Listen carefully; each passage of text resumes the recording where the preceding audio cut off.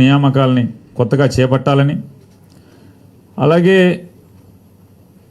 మున్సిపాలిటీల పరిధిలో ఉన్నటువంటి వైఎస్ఆర్ అర్బన్ క్లినిక్స్లో అంటే 560 అర్బన్ క్లినిక్స్ ఉన్నాయి.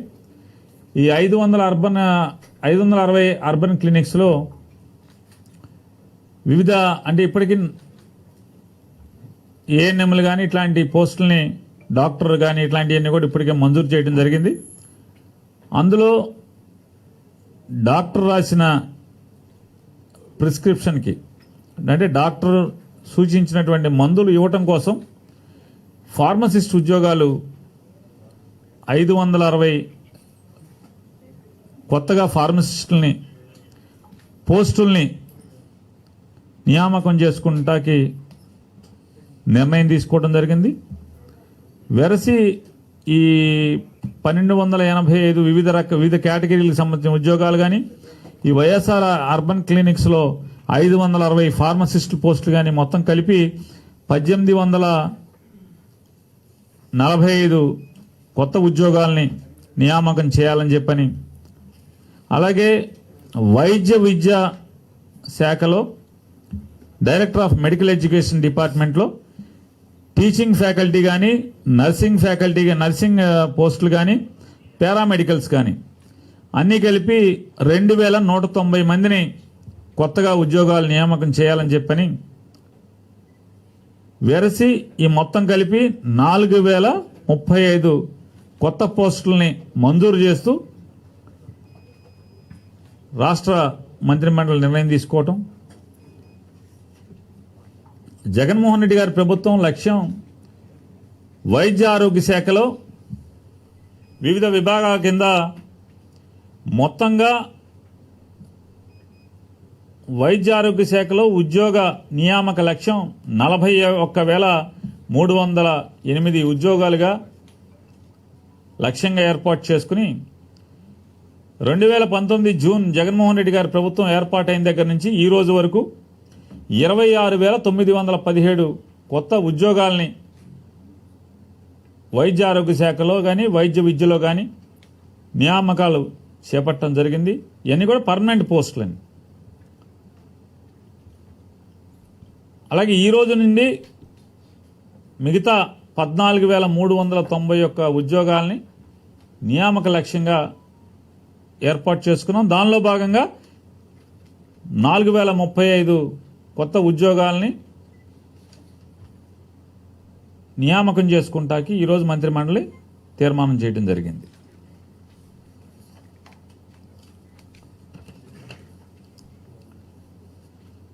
గౌరవ ఆంధ్రప్రదేశ్ వెనుకబడిన తరగతుల సంక్షేమ శాఖ మాత్యులకు రాష్ట్రంలో వెనుకబడిన కులాల జనగణనను ఈ 2021 జనాభా లెక్కల ప్రక్రియలో చేర్చుటకు గాను కేంద్ర ప్రభుత్వాన్ని అభ్యర్థించుటకు అసెంబ్లీలో తీర్మానాన్ని ప్రవేశపెట్టుటకు ఆంధ్రప్రదేశ్ బీసీ సంక్షేమ శాఖ మాత్యులకు అధికారాన్ని ఇస్తూ తీర్మానం చేయడం జరిగింది. ఇది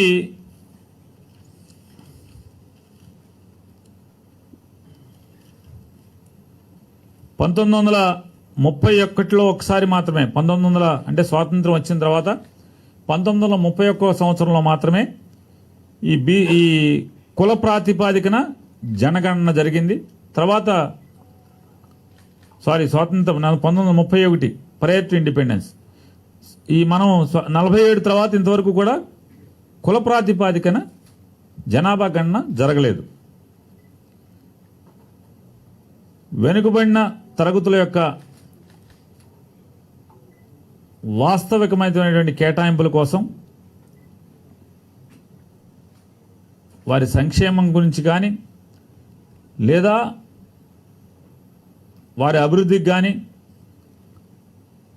స్పష్టంగా వారి లెక్కల ప్రకారం ఎంత ఇవ్వాలనేది ప్రిసైజ్గా కేటాయించాలని ఆలోచనతో జగన్మోహన్ రెడ్డి గారి ప్రభుత్వం ఈ తీర్మానం చేసి కేంద్ర ప్రభుత్వాన్ని పంపించడానికి అసెంబ్లీలో తీర్మానం పెట్టడానికి ఆంధ్రప్రదేశ్ రాష్ట్ర బీసీ వెల్ఫేర్ మినిస్టర్ గారికి అధికారాన్ని ఇస్తూ తీర్మానం చేయడం జరిగింది. అలాగే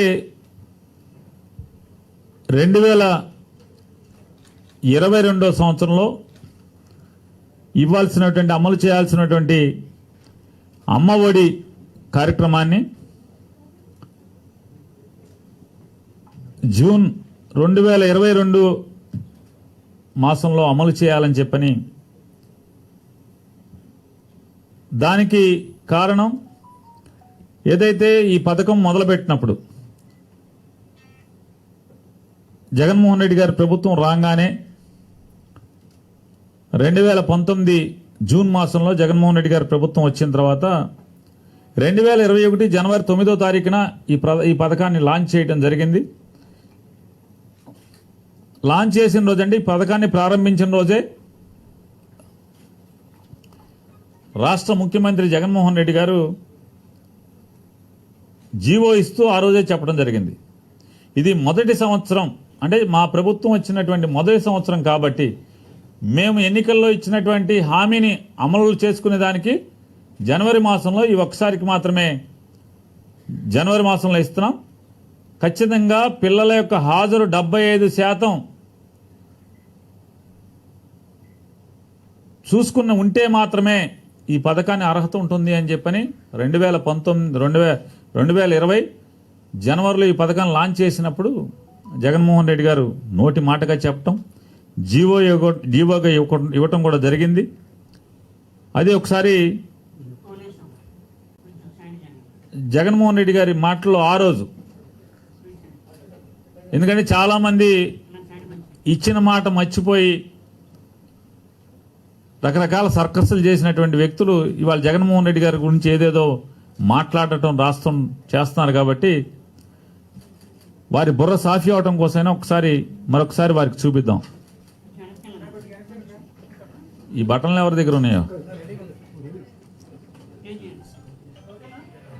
రెక్కాడితే కానీ డొక్కాడని కుటుంబాలలో అమ్మ తాను పనికి వెళ్లే పరిస్థితి లేకపోయినా కూడా తన పిల్లల చదువులు ఆగకూడదు అన్న ఆలోచనతోనే ప్రతి అక్క చెల్లెమ్మకు సహాయం చేసేందుకు ఈ అన్న తోడుగా ఉండేందుకు ముందుకొచ్చాడు.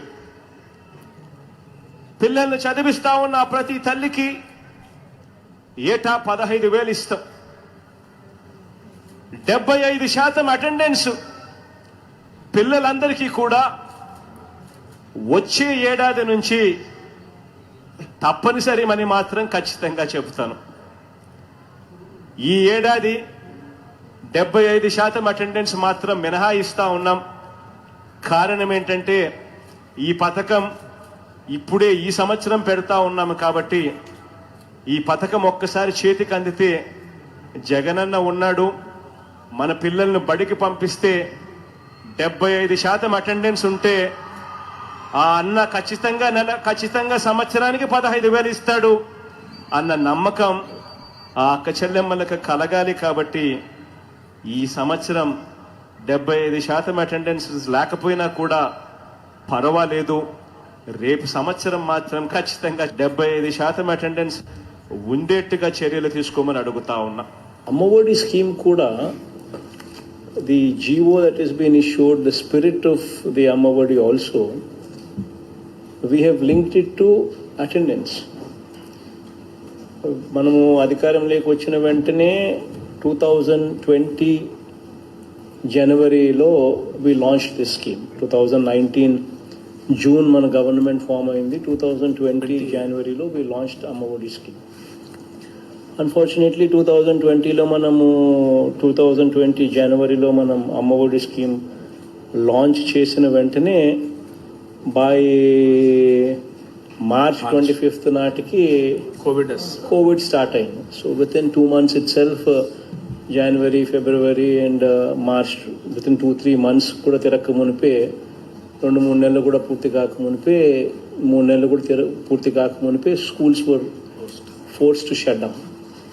అండ్ దెన్ మార్చ్లో స్కూల్స్ మళ్ళీ మూతపడిపోయిన స్కూల్స్ను మళ్ళీ పేరెంట్స్ను మళ్ళీ ఉత్తేజపరిచేదానికి, పిల్లలను మళ్ళీ ఉత్తేజపరిచేదానికి మళ్ళీ మనము జనవరిలో 21 మళ్ళీ మనము అమ్మఒడి ఇన్ఫ్యాక్ట్ మార్చ్లో మన జనవరి 2020లో మనం అమ్మఒడి ఇచ్చినాము. మళ్ళీ నవంబర్ డిసెంబర్లో మళ్ళీ స్కూల్స్ తెరిచినాయి. తర్వాత అది కంటిన్యూ కావాలి అనే ఉద్దేశంతో మళ్ళీ మనము జనవరి 2021లో మళ్ళీ వెంటనే ఎవ్రీ ఇయర్ 2021 జనవరిలో మళ్ళీ మనం అమ్మఒడి మళ్ళీ ఇవ్వడం జరిగింది. సెకండ్ వేవ్ ఆఫ్ కోవిడ్ మళ్ళీ పిక్చర్లోకి మళ్ళీ రావడం, అసలు ఎగ్జామ్సే జరగకోకుండానే పిల్లలను పాస్ చేయడము అన్నీ కూడా మన కళ్ళ ముందరనే జరిగాయి. మళ్ళీ స్కూల్స్ మనము జూన్ 15న స్కూల్స్ స్టార్ట్ కావాల్సిన స్కూల్స్ ఆగస్ట్ 16th అంటే అప్పటికే 2 months డిలే, మళ్ళీ ఆగస్ట్ 16th స్టార్ట్ చేసాం. ఇప్పుడు ఆగస్ట్ 16th నుంచి ఏదైతే కనీసం స్టార్ట్ చేసినామో at least going forward this year, ఈ సంవత్సరం మనం ఇచ్చేది అమ్మఒడి కార్యక్రమం ఏదైతే ఇస్తా ఉన్నామో జనవరి 2020 ఇచ్చినాం, జనవరి 2021 ఇచ్చినాం. దెన్ 22లో let us give it in June instead of Jan. Let us give it in June 2022 and link it with attendance. School ఎన్ని రోజులు అయితే ఆపరేట్ చేసాము అన్ని రోజుల్లో కనీసం 75% attendance, which actually is the GO. కానీ మనం తీసుకొని రాలేకపోతే అమ్మఒడి అనే పథకానికి సీరియస్నెస్ అనేది ఉండదు. ఏప్రిల్లో అటెండెన్స్ దాకా చూసుకొని 75% అటెండెన్స్ను మనము కోరిలేట్ చేసి మళ్ళీ జూన్లో మళ్ళీ స్కూల్ స్టార్ట్ చేస్తాం. సో మేలో వీ విల్ కోరిలేట్, ఏప్రిల్ దాకా ఏప్రిల్ ఎండ్ దాకా స్కూల్ ఉంటుంది. మేలో we will correlate the attendance. జూన్లో స్కూలు స్టార్ట్ చేసే నాటికి కొద్దిగా అటు ఇటుగా స్టార్ట్ చేసే రోజు లేదా స్టార్ట్ చేసేదానికన్నా కొద్ది రోజులు ముందో లేకపోతే సంథింగ్ లైక్ స్టార్ట్ చేసే రోజుకి అనుకుందాం. స్టార్ట్ చేసే రోజుకి అమ్మఒడితో కూడా, so Amma Vodi and Vidya Kanuka more or less both of these things should motivate children to come to schools. And అటెండెన్స్తో లింక్ చేయడం వల్ల that purpose will be achieved what actually it was intended for. ఏదైతే మనం చూసాం, విన్నాం, కానీ మాట్లాడేవాళ్ళు మాట్లాడుతుంటారు. ఇక అది వాళ్ళ విజ్ఞతకు వదిలేద్దాం. అందుకోసం నేను తల్లిదండ్రులకి మీ ద్వారా ఆంధ్రప్రదేశ్ రాష్ట్రంలోని పిల్లల తల్లిదండ్రులకి ప్రత్యేకించి అమ్మలకందరికీ విజ్ఞప్తి చేసేది 8 నవంబర్ 2021 నుండి ఏప్రిల్ 30, 2022 వరకు సుమారుగా 130 రోజులు ఈ విద్యా సంవత్సరంగా మనకు కనపడుతుంది. ఈ 130 రోజుల్లో ఖచ్చితంగా మీ పిల్లల్ని 75 రోజులు స్కూలుకు పంపాల్సినటువంటి అవసరం ఉంది. ఈ అమ్మఒడి పథకం కనుక మీరు అర్హులుగా రావాలి అంటే కనుక ఖచ్చితంగా 8 నవంబర్ 2021 నుంచి ఏప్రిల్ 30, 2022 వరకు 75% హాజరు ఖచ్చితంగా ఉండి తీరాలి. గడిచిన 2 ఏళ్ళు ఎందుకు చూడలేదంటే 2 ఏళ్ళు కోవిడ్ వచ్చింది కాబట్టి. మొదటి సంవత్సరం అప్పుడే ప్రభుత్వం వచ్చింది జగన్ గారిది, ఇచ్చిన మాట నిలబెట్టుకుంటాడు. తండ్రిలాగా రాజశేఖర రెడ్డి గారి లాగా జగన్ కూడా నిలబెట్టుకుంటాడనే మాట కోసమే ఆ రోజు నమ్మకం కలగటానికి, ఎస్ జగన్మోహన్ రెడ్డి గారు మాట చెప్పాడంటే నిలబడతాడని తల్లులకి నమ్మకం కలగటం కోసం 2020 జనవరిన ఈ పథకాన్ని లాంచ్ చేస్తూ ఆ రోజు జీవో ఇవ్వడం జరిగింది. కోవిడ్ వచ్చిన 2 కోవిడ్-1, కోవిడ్-2 రావటం వల్ల ఆ జీవోని ఖచ్చితంగా అమలు చేయలేని పరిస్థితి వచ్చింది. కాబట్టి ఇవాళ మళ్ళీ స్కూల్స్ ప్రారంభమైనాయి, పునఃప్రారంభమైనాయి. కాబట్టి అందరికీ విజ్ఞప్తి చేసేది ఖచ్చితంగా 75% ఈ 130 రోజుల్లో 75% హాజరు వచ్చేట్టుగా మీ పిల్లల్ని బడికి పంపమని చెప్పని కూడా మీ అందరికీ విజ్ఞప్తి చేస్తున్నాం. జగన్మోహన్ రెడ్డి గారి ప్రభుత్వంలో వివిధ సంక్షేమ కార్యక్రమాల ద్వారా అర్హత ఉన్నప్పటికీ కూడా టెక్నికల్ అబ్జెక్షన్స్ వల్ల, సాంకేతికమైనటువంటి అవరోధాల వల్ల ఎవరైనా అర్హత ఉండి కూడా ఆ పథకంలో లబ్ధి చేకూరకుంటే కనుక అలా ఇక నుంచి అలా జరిగిన వారందరినీ కూడా జూన్లో ఒకసారి, ప్రతి సంవత్సరం 2 సార్లుగా, జూన్లో ఒకసారి అలాగే డిసెంబర్లో ఒకసారి వారి ద్వారా అంటే అప్ టు మే వరకు, అంటే జనవరి నుంచి మే వరకు ఎవరెవరైతే అర్హత ఉండి కూడా ఆ పథకంలో లబ్ధి చేకూరలేదో వారందరి అర్జీలు తీసుకుని అన్ని స్క్రూటనైజ్ చేసి మళ్ళీ ఒకసారి టెక్నికల్ ఫ్లాస్ అన్ని కూడా ఉంటే సాంకేతిక అవరోధాలన్నీ కూడా అధిగమించి జూన్లో ఇవ్వటం జరుగుతుంది. మళ్ళీ జూలై నుంచి నవంబర్ వరకు ఎవరెవరైతే ఆ జూన్ మాసంలో కూడా రాని వాళ్ళు ఎవరన్నా ఉంటే కనుక దాంట్లో మళ్ళీ డిసెంబర్లో వారిని చేర్చి ఇవ్వటం జరుగుతుంది. ఈ రకమైన ఏర్పాటు కోసం కేవలం ఈ నవరత్నాలు, అమ్మ ఒడి, ఇట్లాంటి చేయూత ఇట్లాంటివే కాకుండా రేషన్ కార్డుకు కానీ, ఇంటి స్థలానికి కానీ, అంటే ఇంటి స్థలం పొందటానికి కానీ అర్హత ఉండి స్థలం రాలేదు, రేషన్ కార్డు అర్హత ఉండి రేషన్ కార్డు రాలేదు, ఇట్లా వీరందరి దగ్గర అర్జీలు తీసుకుని అవన్నీ కూడా వ్యాలిడేట్ చేసి అర్హత కలిగిన ప్రతి ఒక్కరికి కూడా జూన్లో ఒకసారి, డిసెంబర్లో ఒకసారి ప్రతి పథకాన్ని, జగన్మోహన్ రెడ్డి గారి ప్రభుత్వం ఇచ్చేటువంటి ప్రతి పథకాన్ని ఎవరైతే అర్హత ఉండి రాని వారు ఉంటారో వారందరికీ జూన్లో ఒకసారి, డిసెంబర్లో ఒకసారి ఈ పథకం అర్హులుగా చేర్చి ఇవ్వటానికి మంత్రిమండలి ఈ సవరణ నిర్ణయం తీసుకోవడం జరిగింది. అలాగే 1965 సినిమాటోగ్రఫీ చట్టాన్ని సవరించాలని, ఆన్లైన్ వ్యవస్థ ద్వారా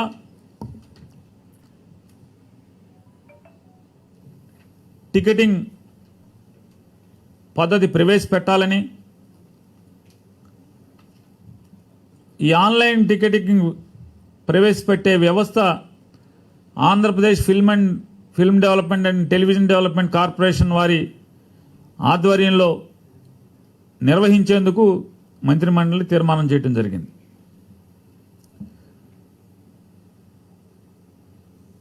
అలాగే ఆంధ్రప్రదేశ్ ప్రభుత్వం తన ప్రభుత్వంలో ఒక కొత్త శాఖను ఏర్పాటు చేయడానికి ఈరోజు మంత్రిమండలి తీర్మానం చేయడం జరిగింది.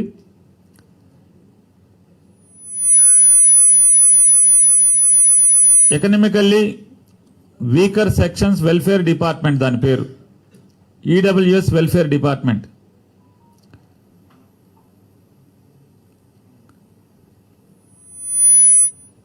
ఎందుకంటే ఇప్పటి వరకు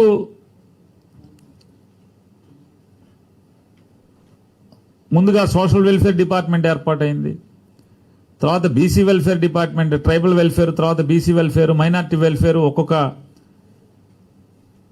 సామాజిక వర్గాల కోసం ఏర్పాటైతే ఈ మధ్య కాలంలో వచ్చినటువంటి ఆర్థిక వెనుకబాటుతో కలిగినటువంటి అగ్రవర్ణాలకు కూడా సంక్షేమ కార్యక్రమాలు అందించాలి, వారిలో కూడా పేదరికం ఉందని ప్రభుత్వాలు నిర్ణయాలు తీసుకుంటుంటాయి.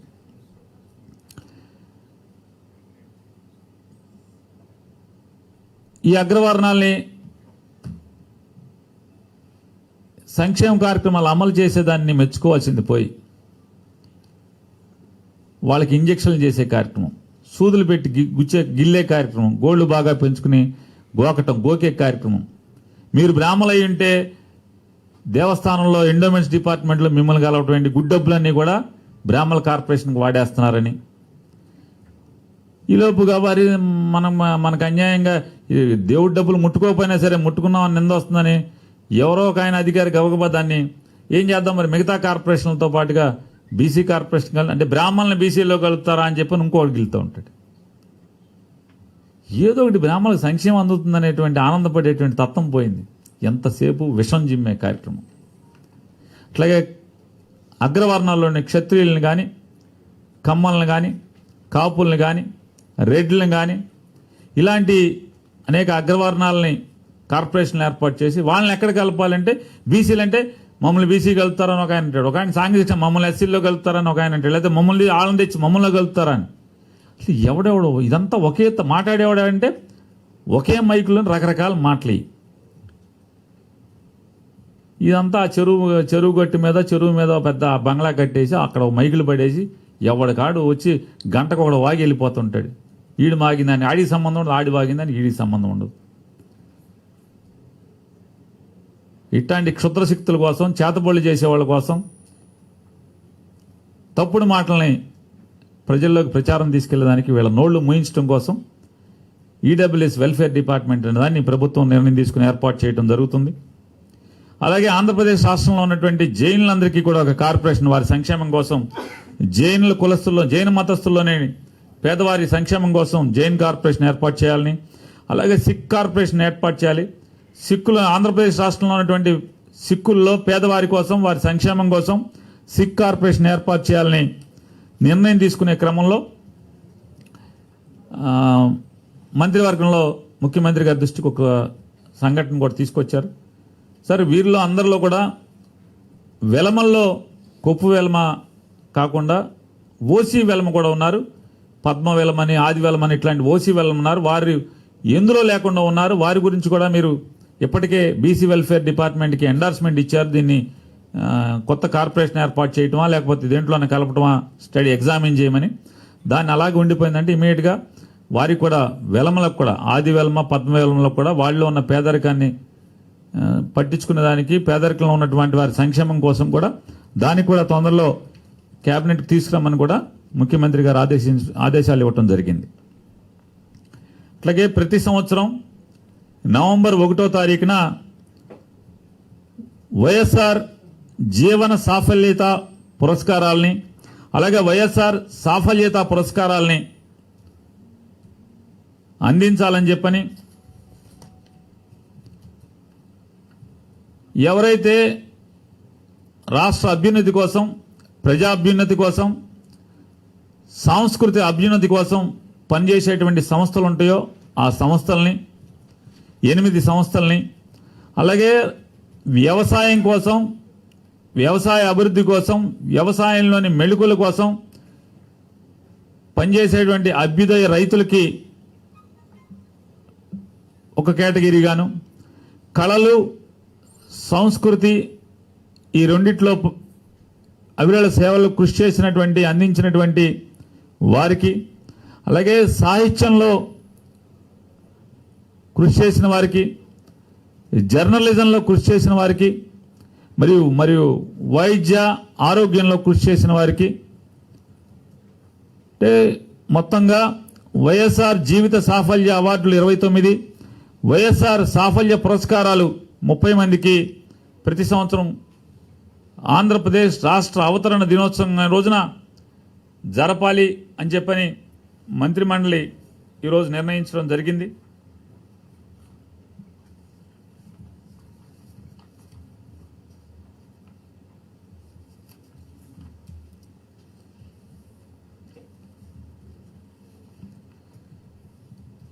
పాల సేకరణలో వినియోగిస్తున్న పరికరాలు కానీ, వస్తువుల తనిఖీ బాధ్యతలను కానీ, ఆ తనిఖీ చేసే విధులని తూనికలు కొలతల శాఖ నుంచి పశుసంవర్ధక శాఖకి బదిలీ చేస్తూ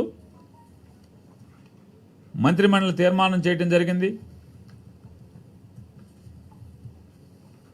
ప్రధాన ఉద్దేశం జగన్మోహన్ రెడ్డి గారి యొక్క ఆలోచన, ఆంధ్రప్రదేశ్ రాష్ట్ర ప్రభుత్వం, మరి ప్రత్యేకించి జగన్మోహన్ రెడ్డి గారి ప్రభుత్వం ఈ పాల వెల్లువని గ్రామాల్లో ప్రతి చోట పెద్ద ఎత్తున పాల దిగుబడి జరగాలని చెప్పని, పెరగాలని చెప్పని, దానికోసం అని చెప్పని, అంటే ప్రతి ఇంటి ఆడపడుచుకి ఇదొక ఆదాయ వనరుగా, పాడి అనేది ఒక ఆదాయ వనరుగా ఆ ఇంటి ఇల్లాలికి ఉండాలని చెప్పని పెద్ద ఎత్తున ప్రోత్సహిస్తున్న సంగతి మనందరికీ తెలుసు.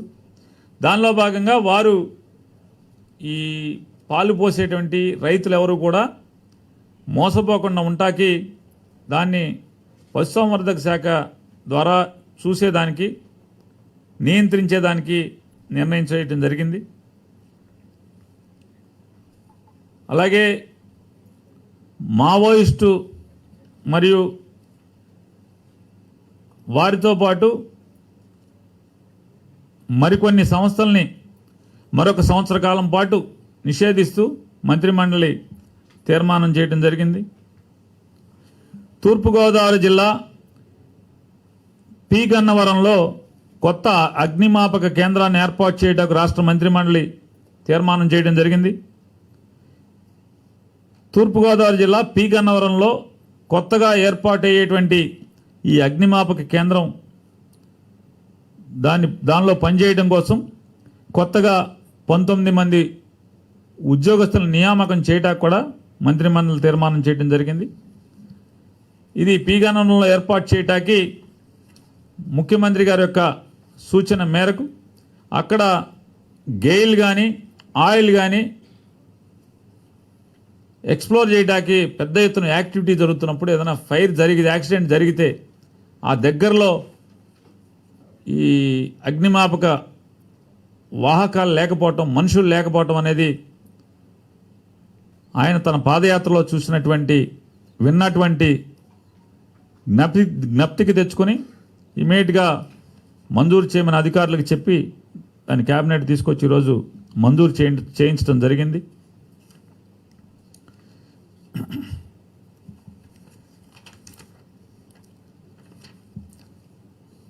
రాష్ట్రంలోని రైతాంగానికి నాణ్యమైన నిరంతరంగా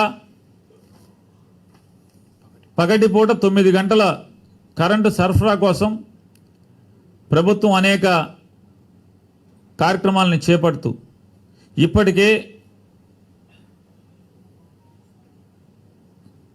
కొన్ని వేల కోట్ల రూపాయలని క్వాలిటీ కరెంట్ సప్లై చేయడం కోసం జగన్మోహన్ రెడ్డి గారి ప్రభుత్వం ఖర్చు పెట్టగా భవిష్యత్తులో ఈ ఉచిత విద్యుత్ అనేది ప్రభుత్వానికి భారంగా మారకుండా ఉండటం కోసం కేంద్ర ప్రభుత్వ సంస్థ అయినటువంటి సోలార్ ఎనర్జీ కార్పొరేషన్ ఆఫ్ ఇండియాతో ఒక ఒప్పందాన్ని చేసుకొనటం కోసం మంత్రిమండలి ఆమోదించడం జరిగింది. ఈ ఒప్పందం ద్వారా 25 సంవత్సరాల పాటు యూనిట్ ₹2.49 మాత్రమే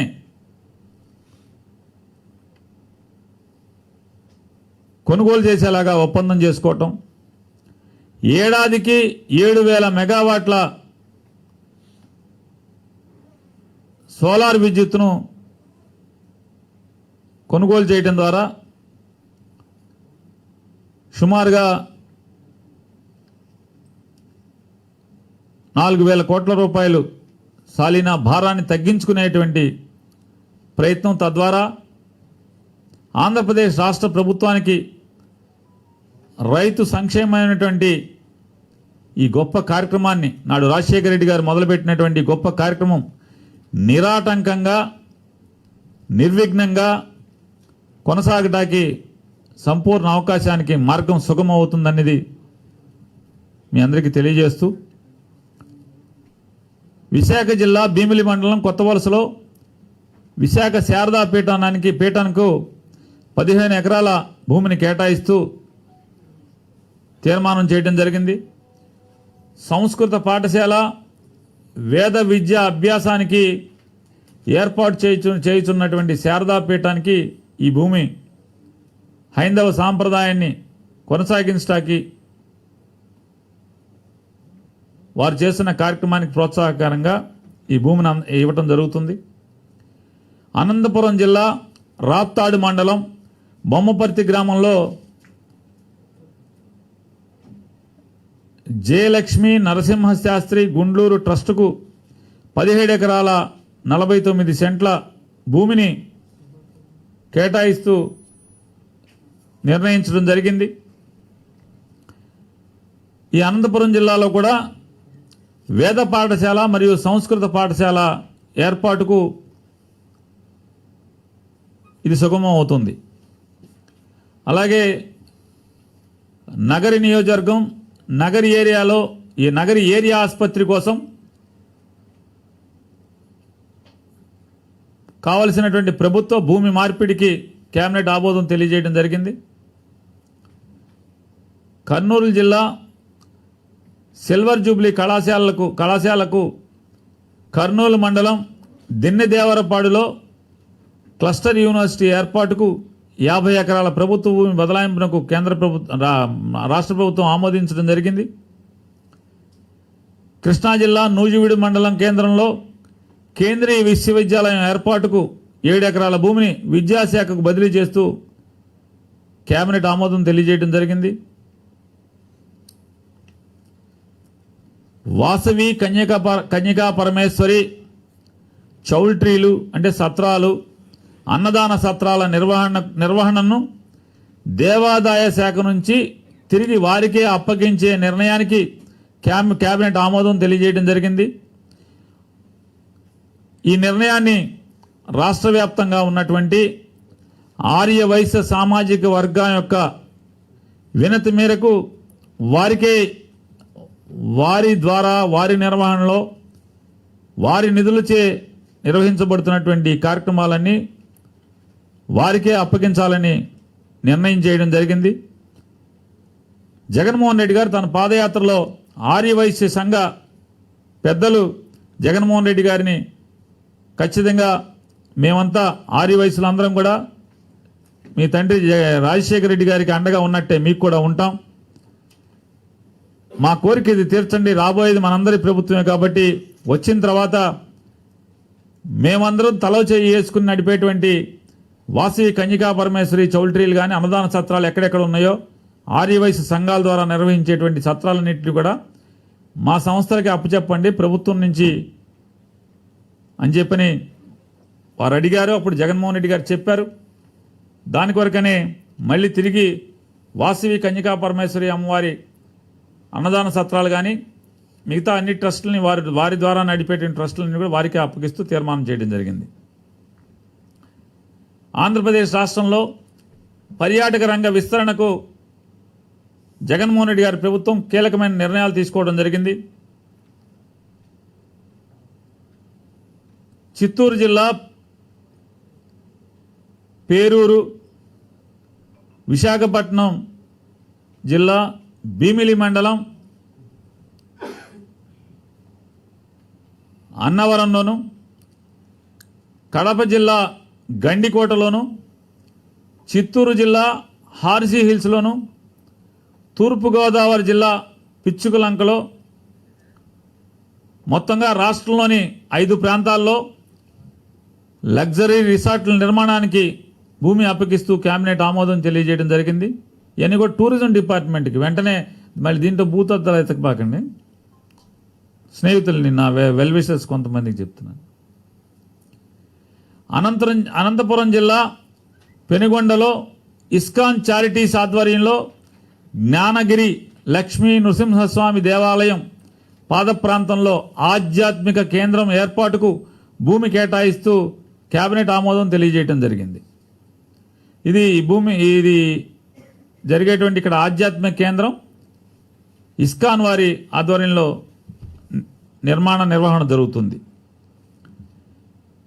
విశాఖలో శిల్పారామం వద్ద టూరిజం ప్రాజెక్టుకు, విశాఖలో తాజ్ వరుణ్ బీచ్ వద్ద టూరిజం ప్రాజెక్టుకు, విజయవాడలో హోటల్ హయత్ ప్రాజెక్టుకు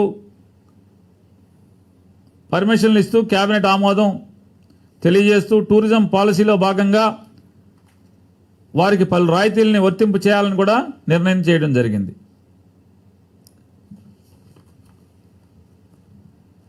ప్రకాశం జిల్లా వాడరేవులో ఫిషింగ్ హార్బర్ నిర్మాణానికి పరిపాలనా అనుమతులను మంజూరు చేస్తూ రాష్ట్ర మంత్రిమండలి ఆమోదం తెలియజేయడం జరిగింది.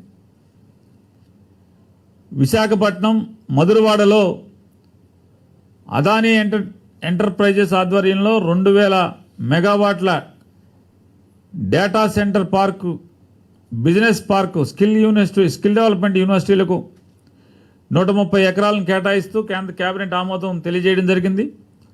ఈ ప్రాజెక్టులో ఈ డేటా సెంటర్లో స్కిల్ డెవలప్మెంట్ సెంటర్ వీటన్నిటిలో కలిపి 14,634 కోట్ల పెట్టుబడి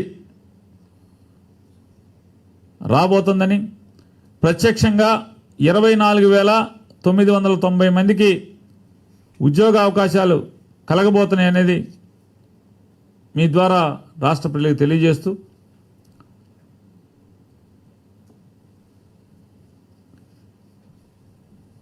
వైఎస్ఆర్ కడప జిల్లా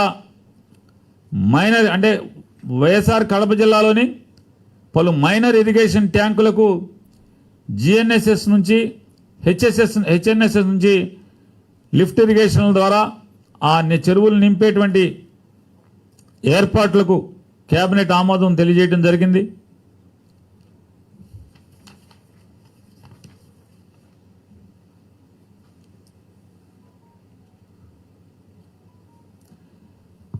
అలాగే విజయనగరం ప్రాంతంలో ఉన్నటువంటి జేఎన్టీయు కాకినాడ విశ్వవిద్యాలయానికి సంబంధించినటువంటి ఇంజనీరింగ్ కళాశాలను జేఎన్టీయు గురజాడ విజయనగరం అనే ఒక కొత్త సాంకేతిక విశ్వవిద్యాలయంగా ఏర్పాటు చేస్తూ మంత్రిమండలి నిర్ణయం తీసుకోవడం జరిగింది. అలాగే ప్రకాశం జిల్లాలో ఆంధ్రకేసరి విశ్వవిద్యాలయం ఏర్పాటుకు కూడా ఇప్పటికే నిర్ణయం తీసుకున్నారు. ఈ రెండు జేఎన్టీయు జీవి అంటే జేఎన్టీయు గురజాడ విజయనగరం, ఆంధ్రకేసరి విశ్వవిద్యాలయం ప్రకాశంలో ఈ రెండు విశ్వవిద్యాలయాల ఏర్పాటు కోసం ఆర్డినెన్స్ తేవడానికి రాష్ట్ర మంత్రిమండలి ఆమోదం తెలియజేయడం జరిగింది.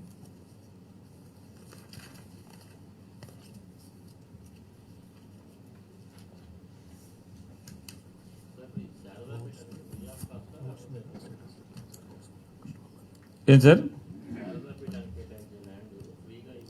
వస్తున్నాం పీఠం భూమి వచ్చేస్తాను చిన్నది. చివరిలో అంటే క్యాబినెట్ అయిపోయే ముందులో జగన్మోహన్ రెడ్డి గారు రోడ్లు భవనాల శాఖకు సంబంధించినటువంటి అధికారులతో ఆయన సమీక్ష చేసి క్యాబినెట్ సమీక్ష చేసింది. దానిలో భాగంగా సాధారణంగా ఆంధ్రప్రదేశ్ రాష్ట్రంలో ఉన్నటువంటి రోడ్లను నిర్వహించేదానికి సాలీనా ప్రతి సంవత్సరం స్టేట్ హైవేలకి 300 కోట్లు, ఎండిఆర్ మీడియం డిస్ట్రిక్ట్ రోడ్స్ 100 కోట్ల రూపాయలు సుమారుగా సంవత్సరానికి ఏ ప్రభుత్వం ఉన్నా 400 కోట్ల రూపాయలు రిపేర్లకు ఇస్తూ వచ్చాయి. మొత్తంగా 46,000 కిలోమీటర్ల ఆర్ఎండ్బి రోడ్లు ఈ రాష్ట్రంలో ఉంటే జగన్మోహన్ రెడ్డి గారి ప్రభుత్వం యొక్క పరిశీలనలో సుమారుగా 8,000 కిలోమీటర్లు నిర్వహణ వెంటనే దాన్ని రిపేర్లు చేయాలని చెప్పని గమనించి దాని కొరకు 1,176 పనులను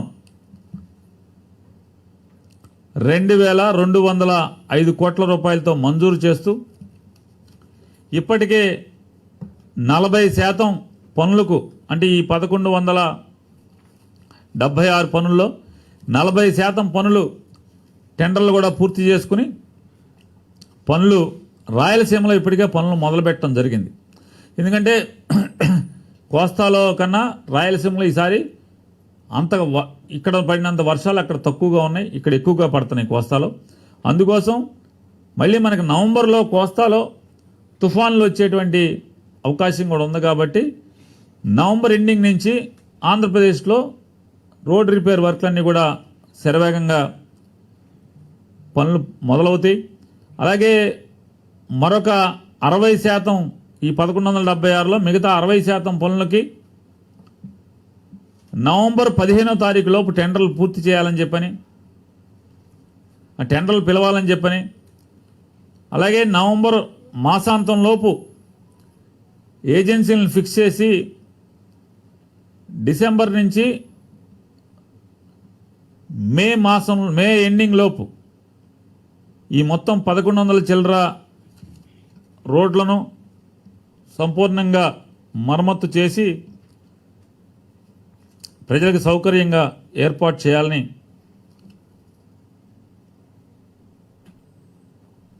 ముఖ్యమంత్రి గారు ఆదేశించడం జరిగింది అధికారులను.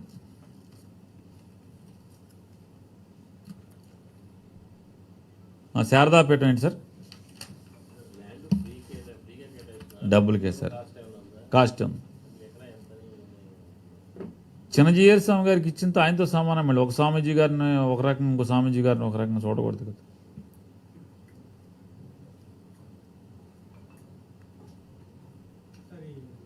ఎయిడెడ్ ఇన్స్టిట్యూషన్కి సంబంధించి గొడవ జరుగుతుంది, ఆందోళన చేస్తున్నారు. దానికి సంబంధించి కొంతమంది యువత పేరెంట్స్ రోడ్ మీదకి వచ్చి దాని మీద క్యాబినెట్లో అసలు అది ఆ వీడియో ఇస్తే బాగుండేది. ఉందా అది? జగన్ గారు ఎయిడెడ్ కాలేజీల గురించి ఎయిడెడ్ ఇన్స్టిట్యూషన్స్ గురించి కేటగారికల్గా చెప్పింది లేదా? ఈలోపు నేను ఏదో వీళ్ళతో సరదాగా మాడుతుంటా గబాలను తెప్పించండి అది.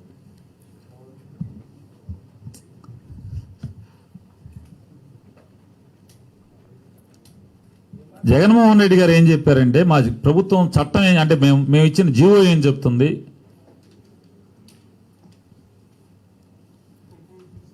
ఇందులో స్వచ్ఛందంగా తప్పితే ఏదైనా ఎయిడెడ్ పాఠశాల, ఏదైనా ఎయిడెడ్ విద్యా సంస్థ ఎవరిని కూడా బలవంతం చేయటానికి వీల్లేదు. ప్రభుత్వం లేదా ప్రభుత్వ అధికారులు కానీ ఆ ట్రస్టుల్ని ఒత్తిడి చేయకూడదు, బలవంతం చేయకూడదు, బెదిరించకూడదు. వాస్తవంగా వందల సంవత్సరాల క్రితం, దశాబ్దాల క్రితం విద్యా వ్యవస్థని విస్తరింపజేయాలి అనే గాంధీ గారి పిలుపు మేరకు అనేక చోట్ల ఎయిడెడ్ ట్రస్ట్లు అంటే ట్రస్ట్ ద్వారా ఎడ్యుకేషన్ అనేది స్టార్ట్ అయింది. తర్వాత ప్రభుత్వం వచ్చిన తర్వాత, అంటే మన సొంత ప్రభుత్వం వచ్చిన తర్వాత దానికి ప్రభుత్వ పాఠశాల ఏర్పడేప్పటికి టైం పడుతుంది కాబట్టి దానికి ఎయిడ్ ఇవ్వాలని చెప్పని ఒక లక్ష్యంతో వచ్చిన వాటికి ఎయిడ్ ఇవ్వాలని చెప్పని వస్తూ వచ్చింది. మారిన కాలపాలన పరిస్థితులు, ప్రభుత్వ పాఠశాలలు విరివిగా పెరగటం కానీ, ఉపాధ్యాయుల నియామకాలు పెరగటం కానీ, రకరకాల కారణాలతో 2000 సంవత్సరం నుంచి ఎయిడెడ్ పాఠశాలల్లో నియామకాలు కూడా ఆగిన సంగతి అందరికీ తెలిసిన విషయాలే. చాలా చోట్ల అప్పుడు కట్టిన బిల్డింగ్లు పాడైపోతూ ఉన్నాయి. బిల్డింగ్లు ఎందుకంటే ఇవన్నీ కూడా వ్యాపారం కోసం వచ్చిన సంస్థలు కాదు, ఈ ఎయిడెడ్ సంస్థలన్నీ కూడా. ఆ రోజు ప్రభుత్వానికి మారుమూల చోట పాఠశాలలు పెట్టేటువంటి స్వాతంత్రం వచ్చిన కొత్తలో సామర్థ్యం లేని పరిస్థితిలో ఈ సంస్థలన్నీ కూడా ఈ సంస్థలు పెట్టిన స్కూల్స్ అన్నీ కూడా, ఈ స్వచ్ఛంద సంస్థలన్నీ కూడా ట్రస్టులు కానీ, తద్వారా ఆ బిల్డింగ్లు పాడైపోతున్నాయి, తండ్రులు వెళ్ళిపోయారు, ఆస్తులు కరిగిపోయినాయి. ఇవాళ కొత్తగా దాని మీద డబ్బులు తెచ్చే పరిస్థితులు కనపట్టలేదు, దాన్ని బాగు చేయలేకపోతున్నాం. పోటీతత్వం పెరిగిపోయింది ఈ పాఠశాలలో అని భావించే ఎవరైనా ఉంటే, మేము నడపలేము, మా తండ్రులు మా తాతల ఆశయాల్ని కొనసాగించాలని మేము అనుకుంటున్నాం, కానీ మా దగ్గర ఆర్థిక పరిస్థితి పరిమితంగా ఉండటం వల్ల మేము వారి ఆశయాలను కొనసాగించలేకపోతామని ఎవరికన్నా అనిపిస్తే దాన్ని ప్రభుత్వానికి అప్పచెప్పండి. మేము మీ తాతలు తండ్రులు మీ ఏదైతే మీ పూర్వీకుల పేర్లు ఆ ట్రస్ట్ని ఏమాత్రం పేరు మార్చకుండా దాన్నే కొనసాగిస్తాము, మీకు కనుక అవకాశం ఉంటే, మీకు అటువంటి అభిప్రాయం ఉంటే ఇవ్వండి అని చెప్పని ముఖ్యమంత్రి గారు కానీ ప్రభుత్వం కానీ చెప్పింది. అలాగే ఎవరెవరిని ఒత్తిడి చేయకూడదు. ఒకవేళ మేము ప్రైవేట్గా మారిపోతాం అనుకుంటున్నాం, ఏదైనా ఒక ఎయిడెడ్ సంస్థ మేము ప్రైవేట్గా మారిపోతాం అనుకుంటున్నాం, మేము దీన్ని సగంగా కొనసాగించలేకపోతున్నాం, ఎందుకంటే ఎయిడెడ్ పోస్ట్ ఉంటే ప్రభుత్వ నియంత్రణ ఉంటుంది, ఫీజులు కానీ ఇంతే తీసుకోవాలి ఎయిడెడ్ ఉంది కాబట్టి అని చెప్పని. ఒకవేళ ఆ నియంత్రణ మేము భరించలేకపోతున్నాం, సగంగా చేయలేకపోతున్నాం కాబట్టి మా స్కూల్ మేము ప్రైవేట్గా నడుపుకుంటాం, మీరు మీ పోస్టులని, మీ టీచర్లని, మీ ఎయిడెడ్ ఉద్యోగస్తులను తీసుకెళ్ళిపోండి అని కనుక స్వచ్ఛందంగా అప్పచెప్తే తీసుకుని ఎక్కడో అక్కడ ప్రభుత్వ పాఠశాలలో, ప్రభుత్వ కాలేజీల్లో కానీ పాఠశాలలో కానీ వీళ్ళతో ఉద్యోగం చేయించుకుంటాం అనేది రెండో షరతు.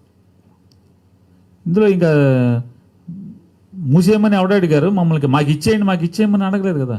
ఇంకోటి కూడా చెప్పారు ఈనాడు ముఖ్యమంత్రి గారు క్యాబినెట్లో కూడా, కేటగారికలుగా అంతకుముందు చెప్పారు, మళ్ళీ చెప్పారు. ఏం చెప్పారు? ఒకవేళ కాగితం ఇచ్చేసి ఉంటే కనుక, ఏమని మేము ప్రభుత్వానికి అప్పచెప్పేస్తున్నామని కనుక ఎవరన్నా ఏదన్నా విద్యాసంస్థ కాగితం అప్పచెప్పి ఇచ్చేసి ఉంటే ప్రభుత్వానికి, అయినా కూడా పునరాలోచన చేసి నిర్ణయం మార్చుకుంటే ఇప్పటికైనా కూడా దాన్ని మీకు వెనక్కి ఇచ్చేయటానికి, లేదా అదే ఎయిడెడ్ పద్ధతిలో 50-50గా, అంటే కొన్ని పాత ఎయిడెడ్ పోస్టులు సగం ప్రభుత్వం నియంత్రణలో ఎయిడెడ్ కాలేజీ నడపాలనుకుంటే కూడా మీ ఇష్టం అది. స్వచ్ఛందం తప్పితే ఇందులో ఒత్తిడి లేదు. ఎవడో ఇందులో నాలాంటి రాజకీయ కక్కుర్తిగాళ్ళు బయలుదేరిపోయి వీళ్ళని గీళ్ళని అపోహలు పెట్టి ఊరికే ఆ పిల్లల తల్లిదండ్రులు ఒక నలుగురు ఉంటే వీళ్ళు ఒక 50 మంది మామూలు పెద్దోటి పిల్లలు లేకపోయినా ఈడే తల్లిదండ్రులకి వెళ్ళిపోయి బ్యానర్ పట్టుకుంటే చేయగలిగేది ఏమంటుంది? ఈ ప్రభుత్వం చెప్తుంది కేటగారికల్గా.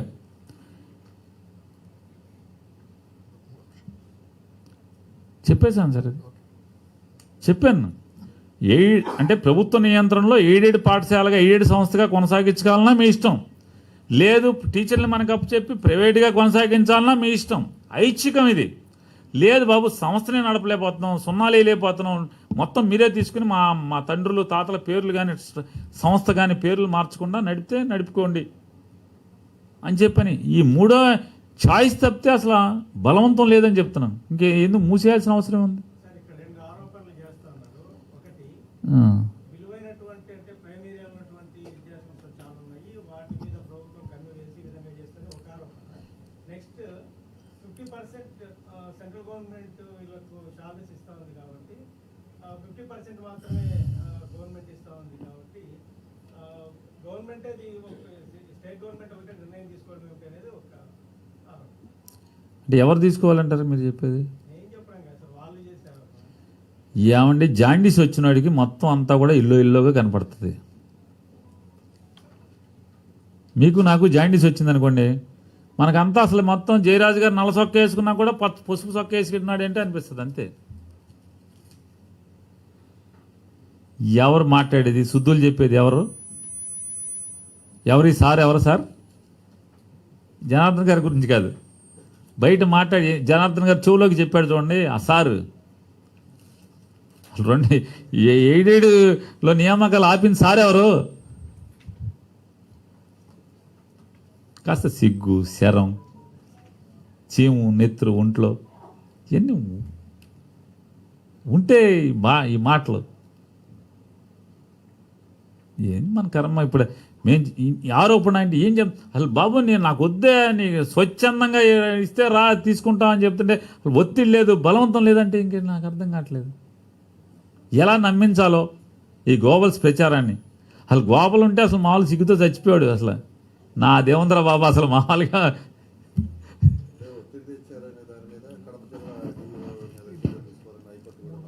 ఏంటండి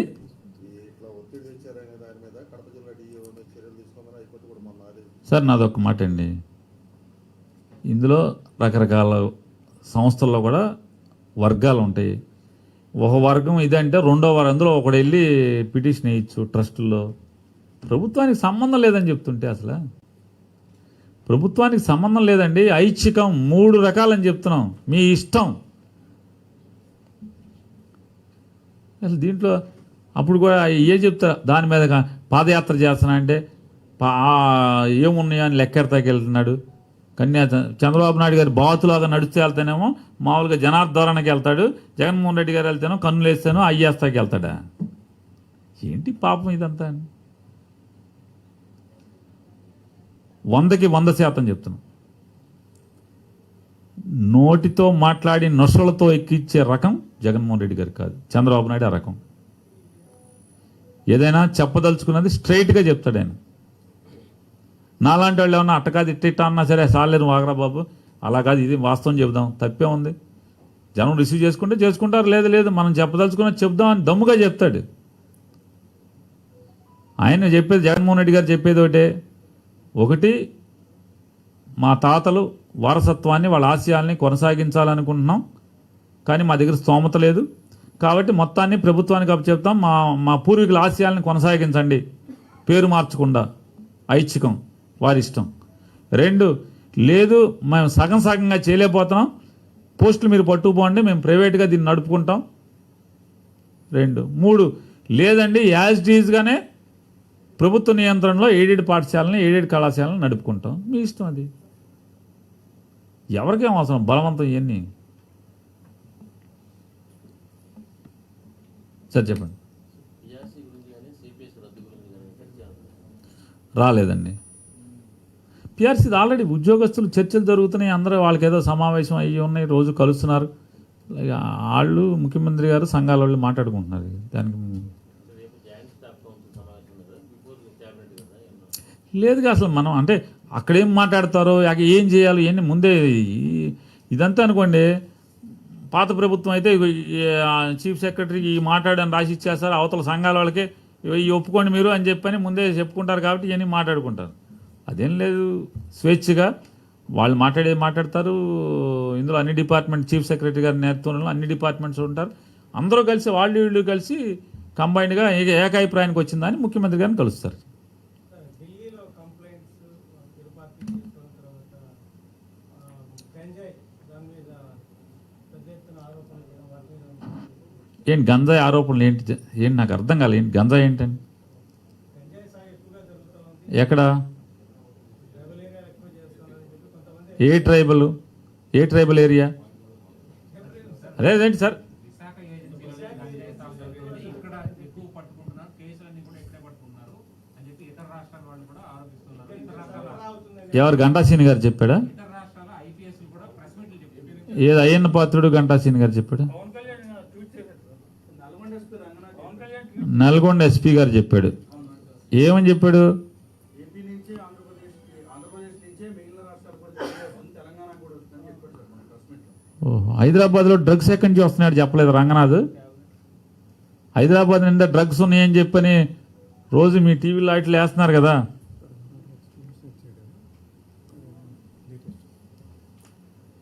కానీ హైదరాబాద్ నిండా డ్రగ్స్ ఉన్నాయని చెప్పని మన టీవీలు అన్నింటిలో వేస్తున్నాం కదా. మొన్నటిదాకా మూసేశారు, దుకాణం సర్దేశారు, మళ్ళీ వచ్చాడు సజ్జనారు వెళ్ళిపోయలేదు, వాళ్ళు వచ్చారు వీళ్ళు వచ్చారు వస్తున్నాయి కదా. మరి అది ఎక్కడి నుంచి తయారవుతున్నాయి? అది రంగనాథ్ అడగండి ఒకసారి. నానా బాబు రంగనాథ్, ఈ మత్తు బిళ్ళలు ఇవన్నీ ఎక్కడ తయారవుతున్నాయి ఒకసారి అది కూడా అడగండి, చెప్తాడు. అన్నిటి తెలుసు కదా ఆయనకి.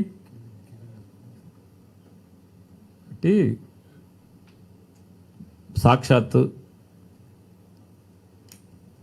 అందగాడు ప్రస్తుత ఎమ్మెల్యే, 2017లో మంత్రి, ఆయన చెప్పాడు మనందరికీ ప్రపంచానికి ముందు గంజా ఇదివరకు పొట్లల్లో పట్టుకెళ్ళేవాళ్ళు, ఇప్పుడు లారీలు పట్టుకెళ్తున్నారు. 2017లో లారీలు పట్టుకెళ్ళిపోతున్నారు. క్యాబినెట్లో కూడా మా బాబు మాట్లాడాడు. ఏదోట్లే భారతదేశంలో మనం ఎందుకు బాగా మనం నమోదయ్యామన్నమాట, మనకి ఘనత వచ్చిందనమాట గంజాయి పండించడంలో అని మా ముఖ్యమంత్రి గారు చెప్పాడు. సరదాకి నవ్వుతా ఆయన చెప్పాడు. ఈనాడు చెప్పే మీరు పట్టించుకోవట్లా. గంటా శ్రీనివాసరావు గారు అని చెప్పాక ఆయన చెప్పాడా, మీకు ఎవరు చెప్పారని అడుగుతున్నాగా. గంజాయి పెరిగిందని చెప్పనే, సాగు పెరిగిందని గంటా శ్రీనివాసరావు అంటే మీరు పట్టించుకోవట్లా. పని గంటా శ్రీనివాసరావు బ్యాచ్ మీరు అనుకోండి, ఆయన వర్గం అనుకోండి, ఆయనకి వ్యతిరేక వర్గం ఒకటి ఉందిగా, నున్నగా నగనగలాడుతూ ఉంటుంది. ఆయన కూడా మాట్లాడాడుగా, ఆయన కూడా చెప్పాడుగా 2016లో మంచి చక్కటి బూతులు గీతులు కలిపి మసాలాలు మరమరాలు కారం ఉప్పు అన్నీ వేసి కలిపి తిప్పినట్టుగా మంచి చక్కటిగా 4-5 రకాల బూతులు అవి వేసి మాట్లాడి కలిసి చెప్పాడు కదా. అసలు విశాఖపట్నంలో గంజాయి ఎరగొడే తెగ పెరిగిపోతుంది, చచ్చిపోతున్నాం అసలు గంజాయి బాగా అసలు అడిగట్లేకపోతున్నాం. ఇదే అది అని మాట్లాడుతున్నాడు కదా. అంటే 2016లో 17లో ఆ మూల ఆయన అనుకుంటా ఆయన పవన్ కళ్యాణ్ ఏదో చెప్పాడు అంటున్నారు. మీరేమన్నారు? గౌరవ్ పవన్ కళ్యాణ్ గారు వారు నిన్న అసలు వరద అనమాట. సగా మామూలుగా అసలు ఏదో సినిమాలు తుపాకీలు కాల్చేస్తాడు మెషిన్ గన్ లాగా ట్వీట్లు. పాపం ఆ జీతగాడు ఎవరో పాపం జీతం ఎంత తీసుకున్నాడో తెలియదు కానీ బాగా ఆయన దాంట్లో రెండో ట్వీట్లో ఆయన ఉంది. మొదటి ట్వీట్ ఏమో రంగనాథ్ గారి స్టేట్మెంట్ ఉంది. రెండో ట్వీట్ ఏం చెప్పాడంటే, నేను 2018లో ఏఓబీలో పాదయాత్ర చేస్తుంటే జనం కోసం తిరుగుతుంటే, జనం సమస్యలు తెలుసుకుంటా తిరుగుతుంటే అప్పుడే చెప్పారు గంజాయి విపరీతంగా అసలు పట్టుకోలేకపోతున్నాం, చెప్పలేకపోతున్నాం, బాగా వేల ఎకరాలు పండించేస్తుంది గంజాయి ఇక్కడ అని చెప్పి జరుగుతుందని చెప్పి ఆయనే చెప్పాడుగా. మరి 18 నుంచి ఇప్పుడు దాకా అప్పుడు పడుకుని ఇప్పుడు లేచాడనమాట. గంజాయి అక్కడ బాగా ఉంది కదా అరకెళ్ళినప్పుడు, అప్పుడు పడుకుని ఇప్పుడు లేచాడా? ఆయనదే కదా ప్రభుత్వం, ఆయన మద్దతుతో వచ్చిన ప్రభుత్వమే కదా, ఆయన ఓటు అడిగితే వచ్చిన ప్రభుత్వం అనేది వాళ్ళు కలిసి చెప్పారు కదా. మరి అప్పుడు పడుకుని అప్పుడు మత్తు ఇప్పుడు వదిలింది, 18 21 వదిలింది. రంగనాథ్ ప్రెస్ మీట్ పెట్టి చెప్పేదే కానీ జగన్మోహన్ రెడ్డి గారి ప్రభుత్వం వచ్చిన తర్వాత ఇప్పుడు ఆయనకి మత్తు వదిలింది. ఇటువంటి దిక్కుమాలిన రాజకీయాలు చేసేవాళ్ళు ఇవాళ నీతులు చెప్పటం ఎంతవరకు ధర్మం ఇది? ఇవాళ నోటికి వచ్చినట్టు మాట్లాడేవాళ్ళు, ఈ గంజాయి గురించి మాట్లాడేవాళ్ళు. ఆ రోజు మంత్రులుగా ఉన్నప్పుడు వీళ్ళందరూ ప్రభుత్వం నడిపారు. ఒక ఆయన ముఖ్యమంత్రి, ఒక ఆయన మంత్రి, ఇంకొక ఇద్దరు మంత్రులు స్టేట్మెంట్లు ఇచ్చారు, క్యాబినెట్లో చర్చించామని చెప్పారు. ఇట్లా ఇది దుర్మార్గం.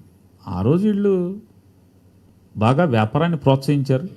ఇవాళ మేము సస్తనం దాన్ని కట్టడి చేయలేక.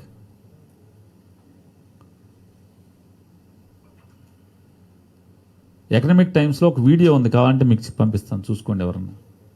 2018లో ఎకనామిక్ టైమ్స్ విలేకరి వీడియో కెమెరా తీసుకుని ఆంధ్రప్రదేశ్ ఏజెన్సీ ఏరియాలో నార్త్ ఆంధ్రాలో భారతదేశానికి హబ్బుగా మారింది అని చెప్పి ఆయన 2018లో ఇచ్చాడు. పేపర్లో వచ్చేశారు. వీడియోలో చూపించాడు గంజాయి తోటల్ని, గంజాయి మొక్కల్ని, అక్కడ మనుషులతో మాట్లాడాడు.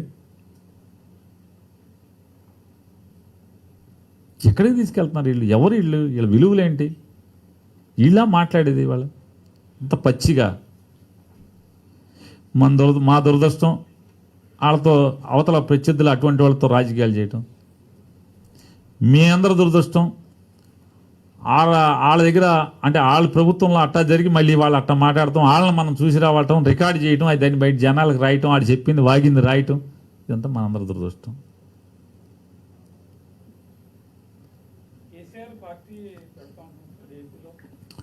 కేసీఆర్ గారు పార్టీ పెడతాను అంటే ఆంధ్రాలో పార్టీ పెట్టమని ప్రజలందరూ అడుగుతున్నారు, ఆలోచిస్తున్నానని చెప్పారని ఏదో పేపర్లో చూశాను. ఆయన అన్నారా? నేను కూడా కోరుకునేది అదే. మనందరం 2 రాష్ట్రాలు కలిపేయమని ఆంధ్రప్రదేశ్ అసెంబ్లీలో, మీ తెలంగాణ అసెంబ్లీలో తీర్మానం చేసేసి ఒకే రాష్ట్రంగా కలిసి ఉందాం. మేము ముందు నుంచి అదే అంటున్నాం, ఇప్పటికీ అదే చెప్తున్నాం. కేసీఆర్ గారిని ఆహ్వానిస్తున్నాం, తీర్మానం చేసేయండి, 2 రాష్ట్రాలు కలిపేసి మళ్ళీ కంబైన్డ్ స్టేట్గా ఉండిపోదాం. మళ్ళీ కొత్తగా పార్టీ పెట్టాల్సిన పనే ఉంది. ఒకటే పార్టీ, అదే పార్టీ ఇక్కడ నడపచ్చు. ఏదైతే జగన్మోహన్ రెడ్డి గారు ఆ రోజు చెప్పాడో 2013లో సమైక్య రాష్ట్రం అనేది తెలుగు వాళ్ళకి అవసరం, ఈ రాష్ట్రాన్ని దుర్మార్గంగా విడగొట్టబాకండి, నాశనం చేయబాకండి అని చెప్పి ఆ రోజు చెప్పాడు. ఇవాళ కేసీఆర్ గారు కూడా అదే చెప్తున్నాడు. ఇవాళ ఆయన రాష్ట్రం విడిపోయిన తర్వాత ఆయన ఒప్పుకున్నాడు.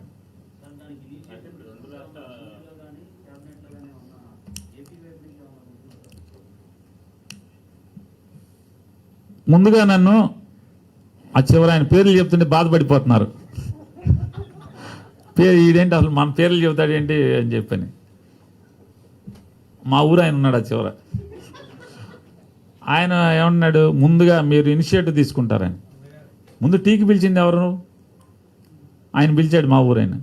నేను వెళ్ళి టీ దాకా వచ్చాక మళ్ళీ ఆయన నేను పిలిచి రా మా ఇంటికి కూడా రండి, మా ఊరైనా టీకి అని పిలవాలి. ముందు అక్కడికి వెళ్ళి, లేకపోతే మన వాళ్ళకి ఫోన్ చేసి, బాసు ఒకసారి వెళ్ళి ఆయన్ని ఒకసారి తీర్మానం చేయమని అడుగు, ఇనిషియేట్ చేయమను, ఇక్కడ మేము నానిని వీళ్ళని తగులుకుంటామని మీరు చెప్తే బాగుంటుంది.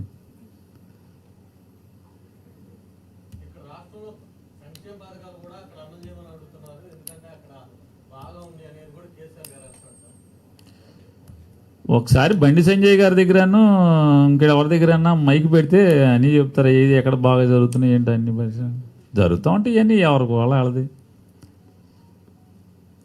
ఏదో అన్న సామెతగా ఉంటుంది కదా.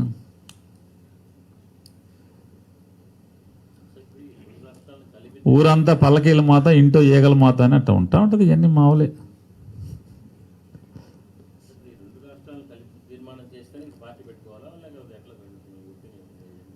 అసలు పార్టీ పెట్టుకోవడం ఈ గోలంతా ఇదంతా ఎందుకే? అదేదో అంతర్జాతీయ, మన చంద్రబాబు నాయుడు పార్టీ లాగా అంతర్జాతీయ పార్టీ, జాతీయ అధ్యక్షుడు, జాతీయ కార్యదర్శి, మళ్ళీ ఇదో ఉప కార్యదర్శి, ప్రాంతీయ కార్యదర్శి, ఇవన్నీ ఎందుకు? అసలు ఒకటే రాష్ట్రాలు కలిపేద్దాం, ఒకటే అయిపోద్దిగా. మళ్ళీ మీరు కూడా అంతర్జాతీయ టీఆర్ఎస్, జాతీయ టీఆర్ఎస్, ప్రాంతీయ టీఆర్ఎస్, ఇవన్నీ ఎందుకు అసలు? అంతే కదా. ఎందుకు సమస్య? ఎందుకు? జనం ఎవడు కోటైతే అడుగుతారు. చంద్రబాబు నాయుడు గారికి, జగన్మోహన్ రెడ్డి గారికి ముఖ్యమైన సమస్య వచ్చిందేంటి? జనం ఎవరికి ఓటేసారు? 14లో అతనికి వేశారు, 19లో మాకు వేశారు.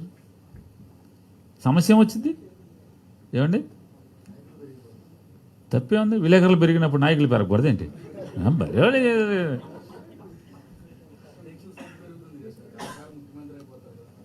తప్పే ఉంది. భారతదేశంలో ఎన్ని పార్టీలు ఉన్నాయి? ఎందుకు మమ్మల్ని చూసి ఈడ్చిపడతారు రాజకీయ పార్టీలను చూసి మీరు? మాకేమో ఫ్యామిలీ ప్లాన్, రాజకీయ పార్టీలకేమో ఫ్యామిలీ ప్లానింగ్ ఉండాలి, విలేకరులు మాత్రం బాగా బుద్ధి చెందాలంటే ఎట్లాగండి? ఎన్ని ఛానల్స్ అయిపోయినాయి. మీరు కూడా మా ఛానల్స్ లాగా మీకు కూడా పార్టీలు పెరిగితే బాగుంటుంది అనుకోవాలి తప్పితే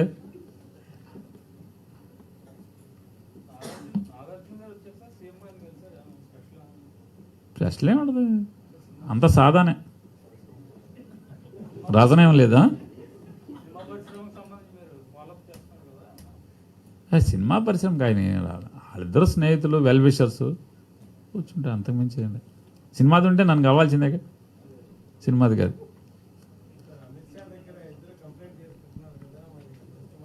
ఎవరు కంప్లైంట్ చేశారు? అసలు అమిత్ షా ఎవరితో మాట్లాడాడు? ఇవన్నీ డమాం ముసుకిలండి, ఇవన్నీ మన కర్మ. అసలు ఎంత ఆశ్చర్యం ఏంటంటే అసలు అంటే పాత రోజుల్లో అసలు ఎంత విలువలు పాటించేటువంటి సంస్థలు ఎంత అంటే అవతలని జాకిలతో లేపడం కోసం ఇంత రాయటం అనేది అసలు ఒకవేళ నిజంగానే అమిత్ షా గారు మాట్లాడుంటే అసలు ఎంత రచ్చరచ్చగా ఉండేది, అసలు మనకి ఎంత కనువిందుగా ఉండేది. అసలు ఏం మాట్లాడకుండా ఫోన్ చేసాడు లేదు అని గదిలోకి వెళ్ళాడు, ఫోన్ మాట్లాడి లీక్ ఎందుకు చెప్పచ్చుగా వచ్చి.